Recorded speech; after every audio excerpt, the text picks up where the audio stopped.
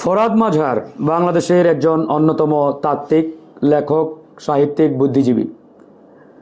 ফরহাদ মাঝার হঠাৎ করে আমরা দেখলাম যে বাউল শিল্পী আবুল সরকার, যে ইতিমধ্যে আমাদের মহান আল্লাহকে নিয়ে কটূক্তি করেছেন, ধৃষ্টতা দেখিয়েছেন এবং মহান আল্লাহকে নিয়ে যে ধরনের কুরুচিপূর্ণ বক্তব্য দিয়েছেন বা রেখেছেন, এরপরে আবুল সরকারকে ক্ষমা করা বা তার পক্ষে সাফাই গাওয়া, তার পক্ষে অবস্থান নেওয়া, এটা একজন মুসলমান হিসাবে নয়, একজন মানুষ হিসাবেও কারো পক্ষে আসলে তার পক্ষে অবস্থান নেওয়ার কোনো যৌক্তিকতা আমরা দেখি না এবং সুযোগও নেই। কারণ তিনি যেটা করেছেন এটা পরিষ্কারভাবে শুধু ধৃষ্টতা না, এটা ধৃষ্টতার যে চূড়ান্ত সীমা, সেই সীমাকে পর্যন্ত তিনি অতিক্রম করেছেন পরিষ্কারভাবে। কিন্তু আমাদের বা আমার অবাক লাগে যখন দেখি ফরহাদ মাঝার সাহেব, বাংলাদেশের একজন অন্যতম তাত্ত্বিক, গুরু, লেখক, তিনি কিভাবে এই বাউল সম্রাট আবুল সরকারের পক্ষে অবস্থান নিয়ে তার পক্ষে বক্তব্য দেন। এবং তিনি এটাও ঘোষণা দিয়েছেন যে আবুল সরকারকে গ্রেপ্তার করা মানে ফরহাদ মাঝারকে নাকি গ্রেপ্তার করা। চিন্তা করে দেখেন, তার মানে ফরহাদ মাঝার যে বক্তব্য রেখেছেন বা দিয়েছেন, এই বক্তব্য কি আমাদের আবুল সরকার যে বক্তব্যটা দিয়েছেন, এই বক্তব্যটা কি তাহলে আমাদের ফরহাদ ভাইয়ের বক্তব্য? উনার যে ভাষ্য বা উনার যে বক্তব্য, এটা তো আমাদের কাছে তাই মনে হয়। যদি ফরহাদ মাঝারের কথা আমরা ধরেই নেই, তাহলে আবুল সরকারের যে বক্তব্য, এই বক্তব্যটি আসলে আমাদের ফরহাদ মাঝার সাহেবের।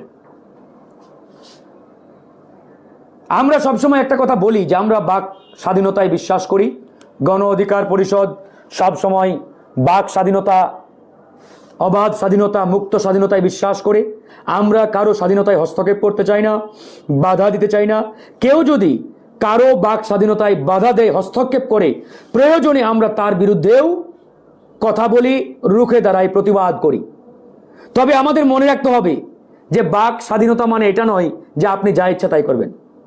বাক স্বাধীনতা মানে আপনি কি কি করতে পারবেন না, সেটার নামই বাক স্বাধীনতা। আপনার লিমিটেশন কি, কতটুকু বলবেন, কতটুকু বলতে পারবেন না, এটার নামই কিন্তু বাক স্বাধীনতা। আপনার বাক স্বাধীনতা এটা নয় যে আপনি আরেক ধর্মকে নিয়ে কটূক্তি করবেন, আরেক ধর্মের অনুসারীদের অনুভূতিতে আঘাত করবেন, আর তারা বসে বসে আঙ্গুল চুষবে, চুপ থাকবে, মেনে নেবে, সহ্য করবে।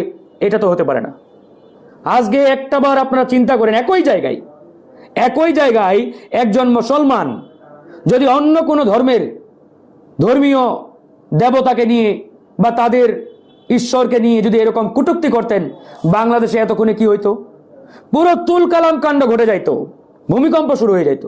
শুধু বাংলাদেশ না, দেশে বিদেশে সব জায়গায় দেখতেন এতক্ষণে একটা মারাত্মক রকমের হযবরল অবস্থা তৈরি করার চেষ্টা করা হইতো। যারে হিন্দু ধর্মের দেবতাকে নিয়ে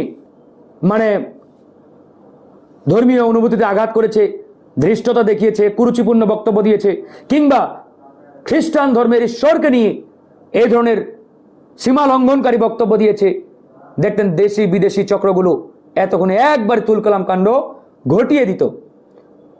অথচ দেখেন আমাদের সৃষ্টিকর্তা, পালনকর্তাকে নিয়ে তিনি যে ধরনের ঘৃণাপূর্ণ বক্তব্য দিয়েছেন, এটাকে তো আমি মনে করি তিনি চূড়ান্ত সীমা লঙ্ঘন করেছেন, অমার্জনীয় অপরাধ করেছেন, ক্ষমার অযোগ্য অপরাধ যেটাকে বলি।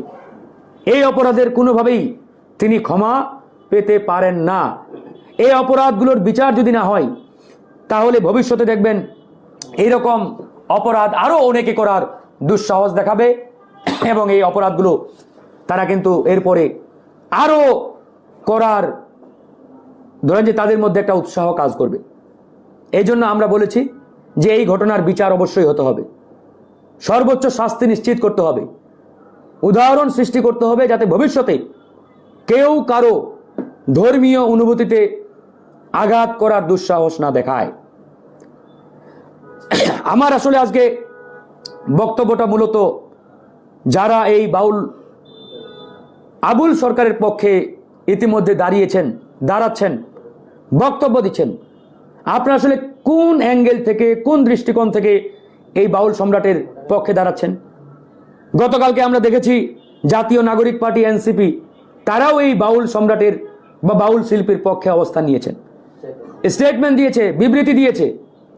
এর চাইতে লজ্জাজনক কি ঘটনা হতে পারে ভাই?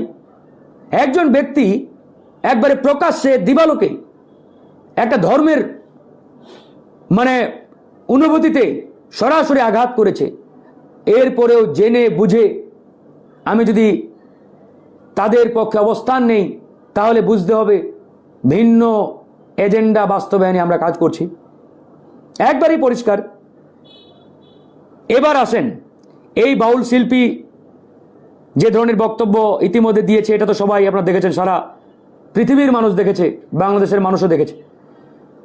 আমার কাছে কেন জানি মনে হচ্ছে এই ঘটনাটি সুচিন্তিতভাবে, পরিকল্পিতভাবে তার মুখ দিয়ে এটা বলানো হয়েছে। উদ্দেশ্যটা কি? উদ্দেশ্য দুটো। নাম্বার ওয়ান, বাংলাদেশে একটি অরাজক পরিস্থিতি তৈরি করা।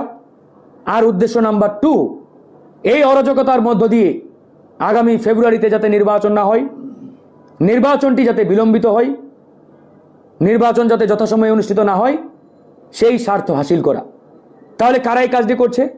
করছে তারাই যারা এই বাংলাদেশে এতদিন আধিপত্যবাদ জারি রেখেছিল, আওয়ামী লীগকে ভোট ছাড়াই ক্ষমতায় বসিয়েছিল, ক্ষমতায় রেখেছিল তারাই। ভারত এবং ভারতের যে গোয়েন্দা সংস্থা, তাদের পরিকল্পনায় এই ঘটনাটি ঘটানো হয়েছে বলে আমার বিশ্লেষণে এখন পর্যন্ত আমি ফাইন্ডিংস হিসাবে এটি পেয়েছি। এখন বলতে পারেন যে ভাই এটা করে তাদের লাভটা কি? তাদের লাভ সবচেয়ে বেশি, কারণ ভারত মনে করে, বাংলাদেশও মনে করে, আমরাও মনে করি যে আগামী ফেব্রুয়ারিতে নির্বাচন হলে আওয়ামী লীগের এই নির্বাচনে অংশগ্রহণ করার কোনো সুযোগ নেই, চান্স 0%। আর আওয়ামী লীগ ছাড়া নির্বাচন বাংলাদেশে হোক, এটা ভারত কখনোই চায় না, মেনে নিতে পারে না।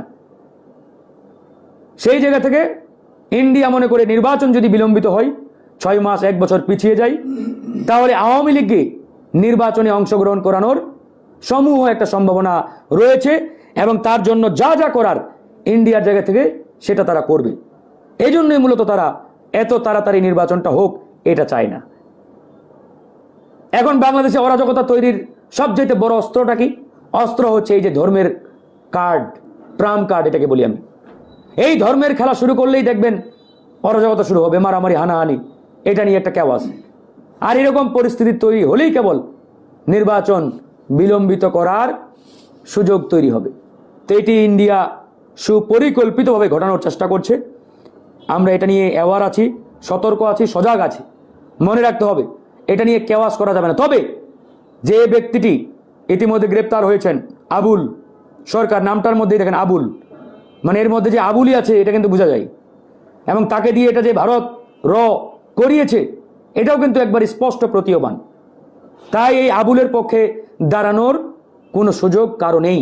যে দাঁড়াবে তাকে মনে করতে হবে ও আবুলের অনুসারী। সুতরাং এই আবুল কাবুলের পক্ষে দাঁড়ানোর কোনো কারণ নেই, দাঁড়াতে আমরা পারি না। তার সর্বোচ্চ শাস্তি অবশ্যই তাকে পেতে হবে, সর্বোচ্চ শাস্তি। এবং তিনি আমাদের ধর্মের অনুভূতিতে যেভাবে আঘাত করেছেন, ক্ষমার অযোগ্য অপরাধ করেছেন, অমার্জনীয় অপরাধ, এই অপরাধের শাস্তি যদি না হয়, তাহলে ভবিষ্যতে ধর্মকে নিয়ে কটূক্তি, ইসলামকে নিয়ে কটূক্তি করার অনেকেই সুযোগ পাবে এবং তারা কিন্তু এটা করার চেষ্টা করবে। তো আমরা এই সুযোগ কাউকে দেব না, দিতে চাই না। তো ইনশাআল্লাহ ইতিমধ্যেই দেখেছেন আমরা গণ অধিকার পরিষদের পক্ষ থেকে স্পষ্টভাবে সরকারকে জানিয়েছি যে অতি দ্রুত এই ঘটনার বিচার নিশ্চিত করতে হবে এবং এই আবুল সরকারের সর্বোচ্চ শাস্তি নিশ্চিত করতে হবে, দৃষ্টান্ত স্থাপন করতে হবে, যাতে ভবিষ্যতে কেউ এই ধরনের ধৃষ্টতাপূর্ণ বক্তব্য দেওয়ার আর বিন্দু পরিমাণ দুঃসাহস না দেখায়। এটাই সরকার, এই রাষ্ট্রের দায়িত্ব এটা নিশ্চিত করার। অন্যথায় ভবিষ্যতে দেখবেন সেকুলারিজমের নামে, ধর্মনিরপেক্ষতার নামে, ওই ব্লগারের নামে অনেকেই ইসলামকে কটাক্ষ করার চেষ্টা করবে। ইসলামকে নিয়ে কটাক্ষ করেন, আমাদের ধর্মগ্রন্থ নিয়ে কটাক্ষ করেন, এগুলো নিয়ে খুব একটা হইচই নাই। কিন্তু আপনি অন্য ধর্ম নিয়ে একটা খালি কথা বলেন, দেখবেন তুলকালাম কাণ্ড ঘটে যায়, এমন একটা অবস্থা। ভাই আমরা তো সমান অধিকারে বিশ্বাস করি, তাই না? তাহলে যেমন অন্য ধর্মের স্বাধীনতা আমি চাই, একইভাবে ইসলাম ধর্মের স্বাধীনতাও আমাকে নিশ্চিত করতে হবে। কোন ধর্মের উপরে কেউ আঘাত করুক, এটা আমরা অন্তত বরদাস্ত করব না। আমরা এটা স্পষ্ট করেছি। আজকে যদি হিন্দু ধর্ম নিয়ে কেউ কটাক্ষ করে, আমরা গণ অধিকার সবার আগে প্রতিবাদ করব। আজকে কেউ যদি খ্রিস্টান কিংবা বৌদ্ধ ধর্ম নিয়ে কটাক্ষ করে, হেয় করে, আমরা তার বিরুদ্ধেও রুখে দাঁড়াব। একবারে আমাদের পরিষ্কার কথা। তো যাই হোক, ভালো থাকবেন। আল্লাহ হাফেজ।